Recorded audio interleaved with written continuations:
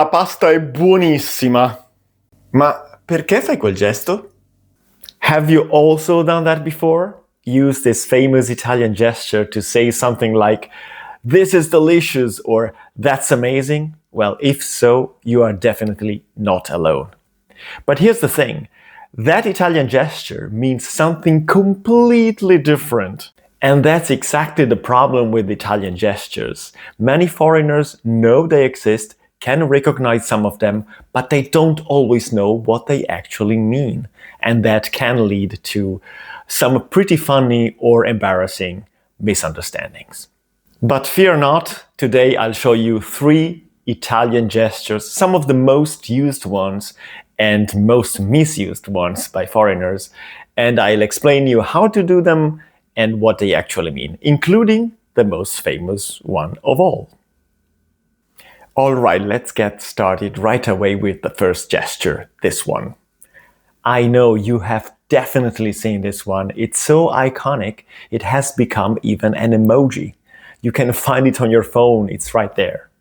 Typically, foreigners tend to think that this is your, general Italian gesture used when making any comments such as, "Oh, that's beautiful," or "delicious," "amazing," but it means something completely different. Let's first see how to do this gesture properly, and then we'll discuss its meaning or meanings. To do this gesture, bring your fingertips together, facing upward. Do not squeeze them too tightly, okay? Leave them a little bit loose, okay? And then move your hand up and down a little bit.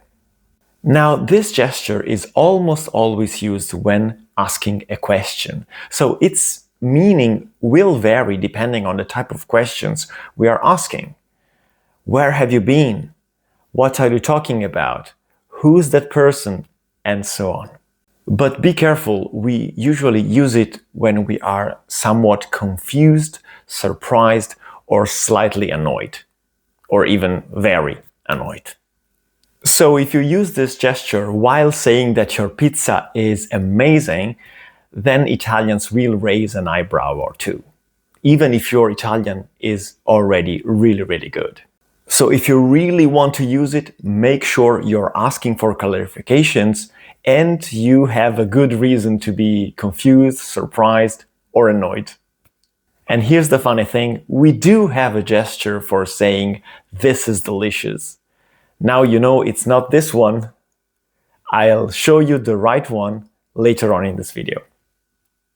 Now let's look at the gesture that foreigners sometimes use without realizing how rude it is. This one.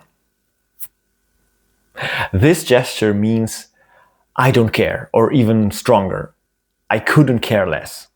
To do this gesture, place the back of your fingers under your chin and then flick them outward like this. You can do it once, twice, or even 3 times. Here's the tricky part. One may think it's a polite, casual way of saying "it doesn't matter" or "I'm fine with anything." But no, it's much, much, much, much more rude than that. It is a gesture of blunt dismissal, usually used when you want to express that you have absolutely no interest in something someone else has said or done. Often someone who's not even in the room, because it's so rude. For example, if someone asks you, "Do you prefer red wine or white wine?" and you answer by using this gesture, well, it comes across as extremely rude, as if you were saying, "I really don't care." Just simply do not do that, okay? Avoid using this gesture in the first place, if possible. A polite alternative would be a simple shrug, a nice smile, and words such as "Per me è uguale, grazie." Our third gesture today is one that may confuse even people who already have a pretty good understanding of Italian culture. Here it comes. Why is this so tricky? Well, because it can have 2 different meanings. And we'll see about this in a second. But first, let's learn how to do this gesture properly. Hold your hand in front of you, slightly open, and then rotate your hand in a small circular motion like this. The key element, though, is your facial expression. It completely changes the meaning of this gesture. Let's see the details right away. Option 1. If you do it with a tired or sarcastic expression, it means something like, well, this is going great. But obviously, ironically, what you actually want to say is, this is going really bad. It's classic Italian sarcasm. We use it all the time when things go terribly wrong. Imagine you're waiting for a train in Italy. First announcement says, the train is delayed by 20 minutes. Second announcement, the train is delayed by 40 minutes. And then another one, the train is delayed by 1 hour. And then at that point, someone will surely go, andiamo bene. No, I did it with a smile and it doesn't work. It has to be a tired expression. So let's try again. Andiamo bene. Literally, it's going great, but of course, it's pure sarcasm.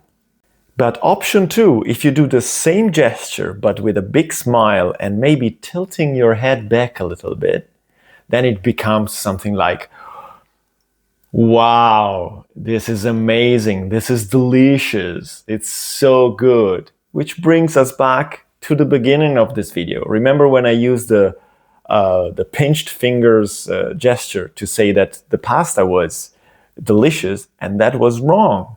Now here you have it. That's the correct gesture that you want to use to celebrate Italian food or any good food that you're having. This is the one you want to learn. La pasta è buonissima. Ah, ti piace? Ne vuoi ancora? Sì, grazie. Italian gestures are fun, but they're also a real part of communication. In Italy, they are pretty much a second language. Understanding them can save you from embarrassing misunderstandings, but also make your interactions with Italians much more natural and much more rewarding. If you're learning Italian and you want to level up by digging deeper into the language and the culture behind it, I want you to know that I've been working on something super exciting together with the amazing Luca Lampariello. If you want to check it out, please take a look at the link in the description below this video. And now I'm curious, do you have similar gestures in your culture as well? Let me know in the comments, and I'll see you in the next video. Ciao, ciao!